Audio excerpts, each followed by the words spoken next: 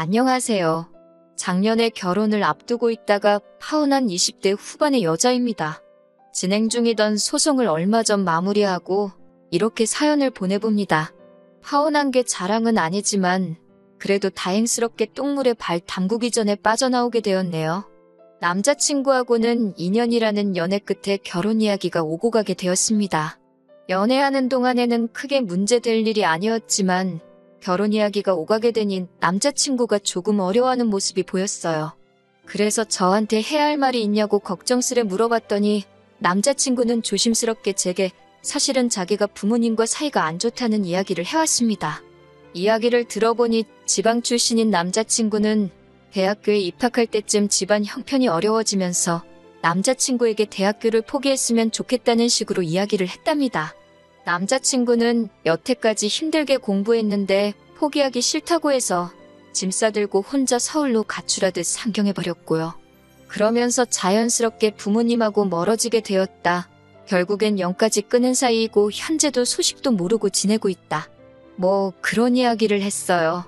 부모님의 지원이 하나도 없었던 것 치고는 남자친구가 학교도 괜찮은 곳을 나왔고 회사도 좋은 곳을 다니고 있었어서 참 힘든 상황에서도 자수성가 한 사람이구나라는 생각이 들었습니다. 그 사실만으로도 평소에 실없는 소리를 하거나 유치한 장난을 치면서 조금 어른스럽지 못한가도 싶었던 남자친구가 갑자기 달라 보이기도 했어요. 아무튼 그 이야기는 일단 저희 부모님께 먼저 인사드리기 전까지는 좀 더 생각해보자고 했습니다.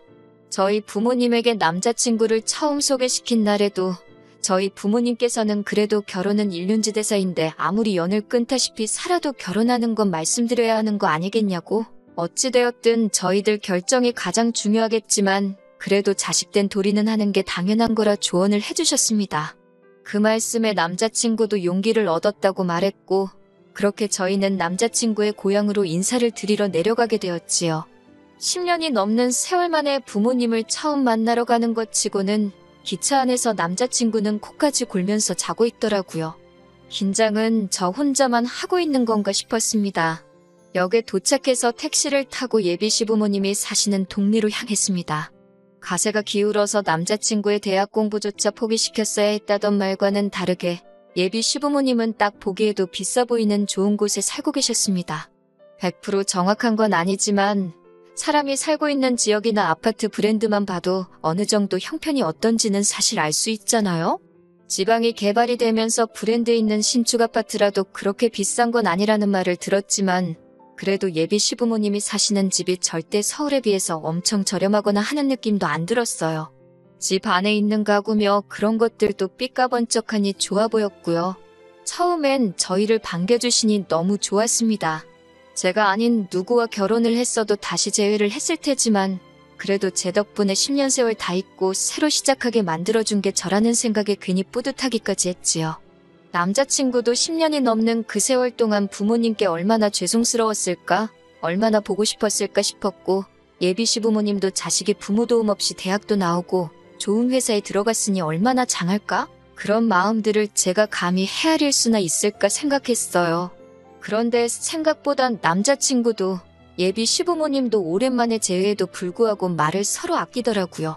그동안 밥은 굶지 않고 다녔냐 같은 평범한 질문이라도 물어보실 줄 알았는데 예비 시부모님은 남자친구한테 전혀 궁금한 게 없어 보였습니다.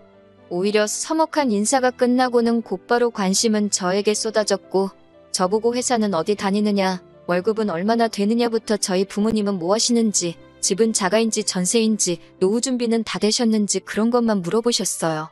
소위들 말하는 호구조사를 시작하시더라고요. 묻는 질문에 하나씩 대답을 하고 있으면서도 저보다는 10년 넘게 소식도 모르고 지내온 아들이 어떻게 지냈는지가 더 궁금하셨을 텐데 싶어 저도 모르게 옆에 있는 남자친구 눈치를 다 보게 되더라고요.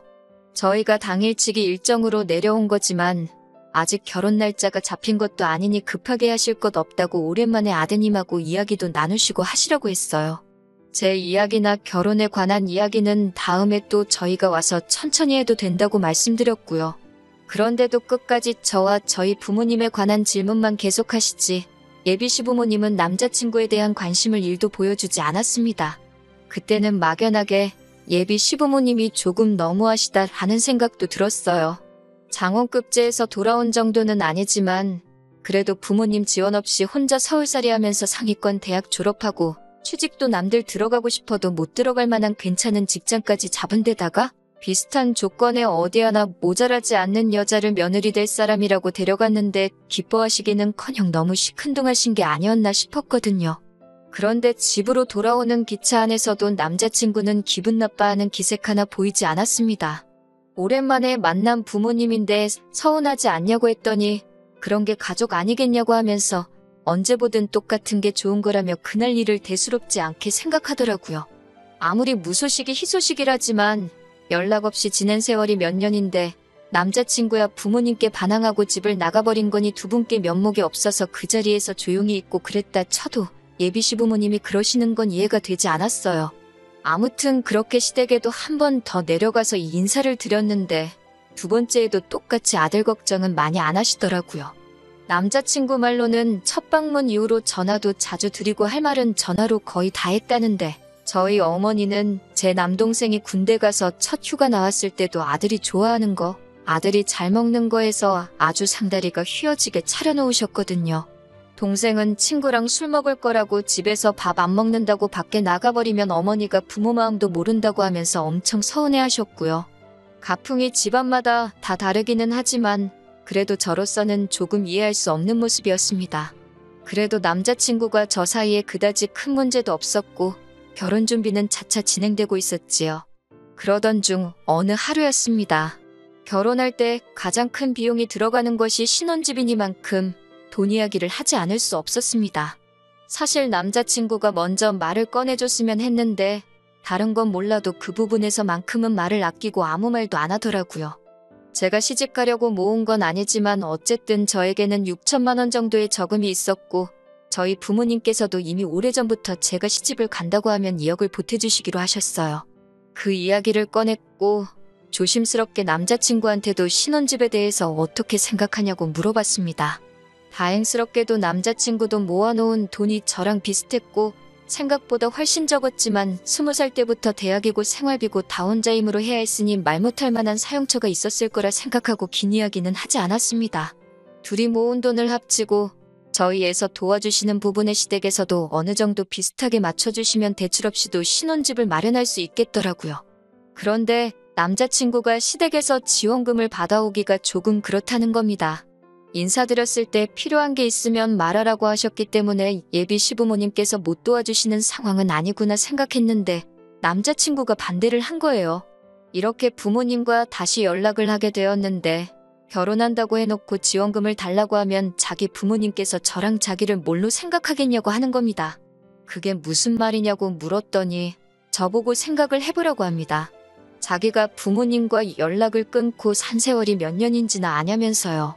군대 갔을 때 휴가를 나와도 자기는 갈 곳이 없어서 어디 가지도 못하고 부대 근처 찜질방에서 휴가를 보내다 왔었다고요. 그렇게 절박해도 부모님께 찾아간 적 한 번 없었는데 결혼한다고 이렇게 부모님을 찾아뵈면 자기 부모님이 결혼하는데 돈 필요하니까 10년간 강간무소식이다가 이렇게 찾아왔구나 생각을 하실 거라는 거예요. 그리고 자기 부모님이 저도 이상하게 볼 거랍니다. 돈에 환장한 사람 정도로 보시겠지 않냐는 거예요. 솔직히 남자친구 말이 비하기 심하기는 했지만 한편으로는 남자친구의 입장도 이해가 가기는 했습니다. 그 긴 세월 동안 연락 없이 지내다가 결혼 직전에 두어 번 찾아뵌 게 전부인데 이제 결혼을 해야 되니 신혼집 구하게 목돈을 내놓으라고 하면 100%는 아니더라도 생각하지도 못한 오해가 생길 수도 있다는 생각이 들었어요. 하지만 또 그만큼 신혼집에 들어가는 비용이 앞으로 저희 미래에 있어서도 큰 비중을 차지하고 영향력이 있을 테니 계산기를 두드려봐야만 했습니다. 솔직히 남자친구 직장이나 제 직장이 좋은 곳이라서 대출을 받는다 치면 예비시댁 쪽에 지원이 없더라도 충분히 시작을 할 수 있는 계산이 섰어요. 당장 이자로 돈이 더 빠져나가겠지만 남자친구나 남자친구의 부모님에게 평생에 남을 상처를 줄 수도 있다는 생각을 하니 그 돈을 받아도 받는 게 아니겠구나 하는 생각이 들더라고요. 대신 저도 여태껏 부모님 도움 없이도 저렇게 자리를 잡은 남자친구를 봐서 큰 결심을 하나 하게 되었습니다. 부모님께 지원받기로 했던 2억을 포기하기로 한 거예요. 이미 여태까지 제 뒷바라지 해주시고 대학 공부며 자취생활비며 여러 가지 비용을 다 내주셨기에 이미 제가 충분히 받을 만큼 받은 게 아닌가 하는 생각이 들었어요. 남자친구처럼 아무 도움 없이도 자리 잡는 사람이 있는데 저도 언제까지 계속 부모님 품에서 지원받고 부모님께 기대고 살 수만은 없다는 생각이 들었습니다. 그래서 부모님께 먼저 결혼식 할 때 해주시기로 한 돈은 안 받는다고 말씀드렸어요. 부모님께서는 이미 당신들 노후 준비도 다 되어 있고 애초에 저랑 동생 결혼할 때 똑같이 해주려고 따로 만들어 놓은 돈이니까 부담 갖지 말라고 하셨지만 거절했습니다. 저희 부모님께서는 저를 몇 번이나 더 설득하셨지만 결국 알겠다고 하셨고 대신 나중에라도 저희가 힘들면 언제라도 그 돈은 제 거나 마찬가지니 말을 하라고 하셨어요. 하시는 말씀이 나중에 시부모님 되실 분들도 남편하고 완전히 화해를 하고 마음을 열면 그때라도 혹시 말을 먼저 꺼내지 않아도 주시지 않겠냐고 하면서 그렇게 된다면 저희 부모님도 그때는 제가 달란 말 없이도 그냥 주겠다고 하시면서요. 그 돈이 없으면 이자가 얼마나 들어가고 계산기 두드리면서 걱정했는데 오히려 이렇게 한번 질러놓고 보니 마음이 후련하더라고요. 그리고 이 사실을 남자친구에게 가서도 말했습니다. 남자친구도 저한테 잘했다고 말해줄 줄 알았는데 굉장히 기분 나빠하더라고요. 그렇다고 주신다는 돈을 안 받으면 어떡하냐고요. 그러니 그때부터는 저도 살짝 기분이 나빠지기 시작했습니다. 남자친구는 자기 부모님 도움 없이 잘한 걸 놀리는 거냐고 저보고 배가 불러서 똥인지 된장인지도 구분을 못한다고 성질을 부리더라고요. 남자친구 말이 이해가 안 되는 건 아니었지만 저도 똑같이 자식이고 어차피 남자친구도 한 푼도 지원 못 받을 거. 저랑 남자친구랑 모아놓은 금액이 똑같은 김에 반반 결혼하고 둘이 아무 도움도 받지 않고 시작해보자는데 그걸 그렇게 기분 나쁘게 받아들일 필요가 있나 싶었어요. 그래도 제 고집을 어떻게 이겼겠어요. 남자친구도 결국에는 백기를 들고 제가 하고 싶은 대로 하자고 하게 되었지요. 아무튼 그 이후로 남자친구와 서로 회사를 통해서 대출을 받기로 했어요. 남자친구가 받아오는 대출이 늦어져서 일단 급한 대로 제 대출금과 저희 부모님이 주시기로 했던 그 돈을 합쳐서 아파트를 구하게 되었고요. 신혼집도 해결됐고 이젠 정말 결혼식만 앞두고 있는 상황이었습니다. 그런데 남자친구가 난데없이 한 번도 나누지 않았던 이야기를 꺼내는 거 아니겠어요? 정말 상상도 하지 못한 이야기에 어이가 없어서 결혼에 대해서 한 번 더 심각하게 고민을 해야 하는 것까지 생각을 했었습니다. 난데없이 남자친구는 이제 결혼을 하면 자기 월급에서 200만 원씩은 부모님께 드려야겠다는 거예요. 10년이 넘도록 속을 썩여왔는데 이제 결혼도 하고 자리를 잡으니 그동안 못했던 만큼의 효도를 하고 싶다는 거예요. 그게 난데없이 무슨 말이냐 따졌습니다. 효도하고 싶은 마음이야 알지만 우리 지금 빚을 얼마를 지고 결혼하는 건지나 아냐고 한 달에 이자로 나가는 돈이 얼마인지 알고 그 금액을 드리느냐고 따졌어요. 한 달에 20만 원씩 드리는 거면 몰라도 그 10배를 드린다니 어이가 없었죠. 심지어 그 돈이면 남자친구가 받는 월급의 절반 정도가 되는 돈이고 거기서 생활비와 대출이자를 제외하면 남는 돈이 한 푼도 없는 상황이었으니까요. 그리고 결혼할 때 받는 것도 없지 않느냐고 따졌더니 꼭 받는 게 있어야만 효도를 해야 하는 거냐면서 저보고 너무 독하고 박하다고 하는 겁니다. 그래서 남자친구한테 현실을 알려줘야겠다고 생각했어요. 당신이 당신 부모님께 그 돈을 꼭 줘야겠다면 나도 같은 액수를 부모님께 드리겠다고 말했습니다. 진짜로 드릴 생각이 있던 건 아니고 남자친구가 실제로 저희가 둘이 합쳐 한 달에 정확하게 얼마를 버는지를 알고 대출이자나 여러 가지 고정적으로 나가게 되는 지출이 얼마고 생활비와 적금으로 나갈 돈 얼마에서 총 얼마가 남는지 알려주고 싶었어요. 그리고 그걸 알려줌으로 인해서 자기가 지금 부모님께 돈을 드리겠다는 게 얼마나 어이없는 말인지 알려주려고 했던 겁니다. 그런데 남자친구는 어이가 없다는 듯한 표정으로 제가 저희 부모님한테 돈을 주는 게 말이나 되냐는 겁니다. 너가 주는 건 되고 내가 주는 건 안 되냐 했더니 저희 부모님이 지원해 주시기로 했던 돈 2억을 안 받기로 했으니 따지고 보면 우리가 저희 부모님한테 2억을 드린 거나 마찬가지인 셈 아니냐고 하더군요. 무슨 그런 어이가 없는 계산법이 있냐고 따지니 안 되겠다 싶었는지 자기가 부모님과 10년 넘도록 연을 끊고 살았고 어쩌고 저쩌고 하면서 정에 호소를 하더라고요.